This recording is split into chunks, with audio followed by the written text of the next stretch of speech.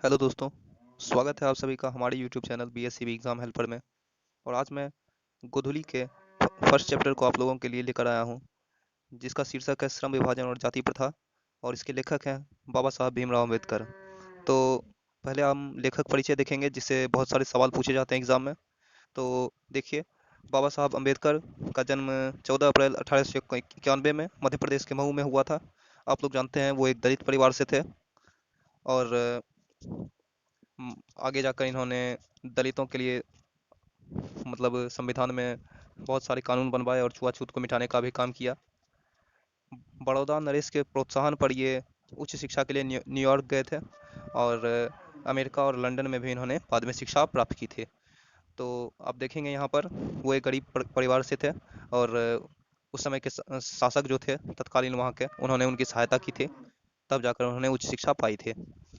उन्होंने संस्कृत का धार्मिक, पौराणिक और पूरा वैदिक वाङ्मय में अनुवाद के जरिए पढ़ा और ऐतिहासिक सामाजिक क्षेत्र में अनेक मौलिक स्थापनाएं प्रस्तुत की। उन्होंने जो है पूरा वैदिक वाङ्मय में पढ़ा और उसे समझा। उनमें जो भी कुरीतियाँ थी या गलतियाँ थी उनको मिटाने का प्रयास किया उन्होंने। आगे देखते हैं, उन्होंने स्त्रियों और मजदूरों के लिए भी बहुत सारे काम किए। और उनके जो विचारक थे जिनसे वो प्रभावित थे, वो तीन व्यक्ति थे: बुद्ध, कबीर और ज्योतिबा फूले। ये तीनों जो हैं, इन्होंने भी समाज में कुरीतियों को दूर करने के लिए और धर्म को सरल बनाने के लिए काम किया है। तो आप इन तीनों का नाम याद रख लेंगे, एग्जाम में जो इनसे क्वेश्चन आएगा। और ये बड़ौदा नरेश का भी आप नाम याद रख लेंगे। इनका जन्म तिथि आप याद रख लेंगे, जो कि आपका ऑब्जेक्टिव में 3-4 नंबर श्योर कर देगा। आगे देखिए, आज उन्हें भारतीय संविधान का निर्माता कहकर श्रद्धांजलि अर्पित करते हैं। ये भारत के पहले कानून मंत्री भी रहे थे। दिसंबर 1956 में दिल्ली में इनका निधन हो गया था। ये भी ऑब्जेक्टिव के लिए बहुत इंपॉर्टेंट है। और फिर आगे इनकी रचनाएं देखते हैं। द कास्ट्स इन इंडिया, ये कास्ट के बारे में ही लिखा हुआ है। आगे है एक there mechanism, genesis and development. ये दो चीज़ हो सकता है आपको रटना पड़े। लेकिन फिर अगला है द अनटचेबल्स। द अनटचेबल्स मतलब होता है अछूत। और अगला है who are they, the untouchables who are they. ये एक ही बुक है पूरा। आगे देखेंगे हु आर शुद्राज।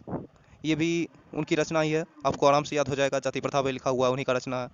तो ऑब्जेक्टिव में जब भी पूछेगा आप आंख बंद करके टिक लगा देंगे उसमें। बुद्धिज्म एंड कम्युनिज्म, यानी कि आप देखे थे बुद्धा से प्रभावित थे वो, तो बुद्धिज्म और कम्युनिज्म यानी कि साम्यवाद पे वो लिखे थे किताब। आगे देखेंगे बुद्धा एंड हिज धम्मा, बौद्ध धर्म के बारे में होगा इसमें। थॉट्स एंड लिंग्विस्टिक स्टेट्स, ये लिखे हैं। उसके बाद the rise and fall of the Hindu women, यहाँ पे हिंदू औरतों के जो सामाजिक स्थिति थी उसका वर्णन किए हैं। अगला है एनहिलेशन ऑफ द कास्ट्स आदि। ये सारे पुस्तक उनकी रचनाएं हैं, आप फिर से देख लेंगे। The caste in India, their mechanism, genesis and development, the untouchables who are they. आगे देखेंगे who are Shudras, Buddhism and communism, Buddha and his Dhamma, thoughts on linguistic states, the rise and fall of the Hindu women, annihilation of castes. ये सारी उनकी रचनाएं हैं, आप ध्यान रखेंगे इसको। अगला है हमारा, क्या है यहाँ जो इनका ये कहानी प्रस्तुत है, ये इनके एक भाषण से लिया गया है, ये कोई इनकी रचना नहीं है। इनका एक भाषण था एनहिलेशन ऑफ द कास्ट्स। इसका हिंदी अनुवाद किया है ललई सिंह यादव ने। यानी कि अंग्रेजी भाषा का इनको ज्ञान रहा होगा। अंग्रेजी का भाषण है और इसका हिंदी अनुवाद किया गया है ललई सिंह यादव द्वारा। और उसी का जो है कुछ अंश है ये कहानी। तो आप ये भी याद रख लेंगे, ये भी इंपॉर्टेंट है एग्जाम की दृष्टि से। इनका जो ये कहानी कहाँ से लिया गया ये पूछा जाएगा तो आप लिखेंगे कि एनहिलेशन ऑफ कास्ट से लिया गया है। और अनुवाद किसने किया है, तो ये लई सिंह यादव ने किया है। ये ऑब्जेक्टिव में पूछा जाएगा। और अगला है, यह भाषण जो है इन्होंने जाति पाति तोरक मंडल लाहौर के वार्षिक सम्मेलन 1936 में अध्यक्षीय भाषण के रूप में तैयार किया था। चलिए, हो गया। और फिर एग्जाम के दृष्टिकोण से तो और कुछ इंपॉर्टेंट नहीं है। आगे देखते हैं हम यहाँ पे श्रम विभाजन और जाति प्रथा। चैप्टर का नाम देखकर ही आपको पता चल रहा है कि समाज में जो श्रम विभाजन है और जो जाति प्रथा बना दी गई है उस श्रम विभाजन के लिए, उन दोनों के बारे में ये लिखते हैं कि कैसे श्रम जो है विभाजन जो है एक जाति का रूप ले लेती है और समाज में लोगों को बांट देती है ऊंच नीच में। तो चलिए शुरू करते हैं। वो कहते हैं, पहले यह विडंबना की ही बात है कि इस युग में भी जातिवाद के पोषकों की कमी नहीं है। यानी कि उस समय जिस समय उन्होंने ये भाषण दिया, निश्चित रूप से उस समय जातिवाद को मानने वाले बहुत से लोग रहे होंगे। आज तो बहुत ही कम हो गया है समाज में ये सब लोग साथ बैठते हैं, साथ रहते हैं। ऐसा कुछ है नहीं अब, आज़ादी के 70 साल हो चुके हैं। इसके आगे है, उनके पोषक इस आधार पर इसका समर्थन करते हैं कि सभ्य समाज में कार्यकुशलता के लिए श्रम विभाजन आवश्यक है। हाँ, ये भी आपको एग्जाम में लॉन्ग क्वेश्चन के रूप में पूछा जाएगा कि जातिवाद के पोषक जो है जातिवाद के बारे में क्या तर्क देते हैं। तो आप लिखेंगे कि वो कहते हैं कि श्रम विभाजन सभ्य समाज की आवश्यकता है और समाज में कार्यकुशलता के लिए श्रम विभाजन आवश्यक है, और जाति प्रथा श्रम विभाजन का ही एक रूप है। ये जो है आपका एक क्वेश्चन बन जाता है, लॉन्ग क्वेश्चन। आगे देखेंगे, श्रम विभाजन निश्चय ही सभ्य समाज की आवश्यकता है, परंतु किसी भी सभ्य समाज में श्रम विभाजन की व्यवस्था श्रमिकों को विभिन्न वर्गों में अस्वाभाविक रूप से विभाजन नहीं करती है। यानी कि भारत के अलावा उनका कहना था कि विश्व में और कहीं भी कोई जाति प्रथा जैसी चीज़ है नहीं। भारत में श्रमिकों को बहुत ही बुरी तरह से जो है ऊंच नीच में बांट दिया गया है। आगे देखेंगे, भारत की विशेषता है कि श्रमिकों को अस्वाभाविक विभाजन में बल्कि विभाजित किया है, एक दूसरे वर्गों के अपेक्षा ऊंच नीच करार देती है, जो विश्व के किसी समाज में नहीं पाया जाता है, बता दिया गया है। आगे देखेंगे, जाति प्रथा को यदि समाज श्रम विभाजन मान लिया जाए तो यह स्वाभाविक विभाजन भी नहीं है। उनका कहना था कि जाति प्रथा अगर एक प्रकार का श्रम विभाजन है भी तो ये स्वाभाविक नहीं है, क्योंकि लोग इसमें अपने हिसाब से अपनी रुचि के अनुसार काम नहीं करते हैं।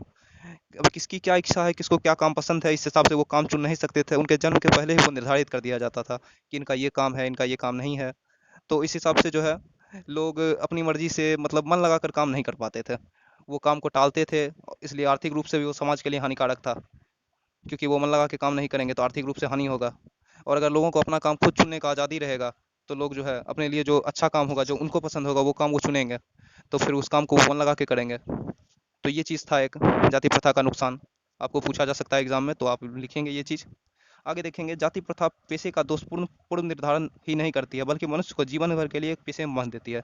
यानी कि अगर एक पेशा इंसान को अच्छा नहीं लग रहा है, उसको बदलने का भी कोई मतलब इसमें प्रावधान नहीं है, उसको एक पेशे में बांध दिया जाता है। वो उसको पसंद हो काम चाहे ना हो, उसको करना पड़ेगा वही। और जिन लोगों को काम नहीं पसंद है वो लोग वो काम नहीं करते थे, तो इस तरह समाज में बेरोजगारी भी आती थी। आगे देखते हैं, इस कारण हम देखते हैं कि श्रम विभाजन की दृष्टि से भी जाति प्रथा गंभीर दोषों से युक्त है।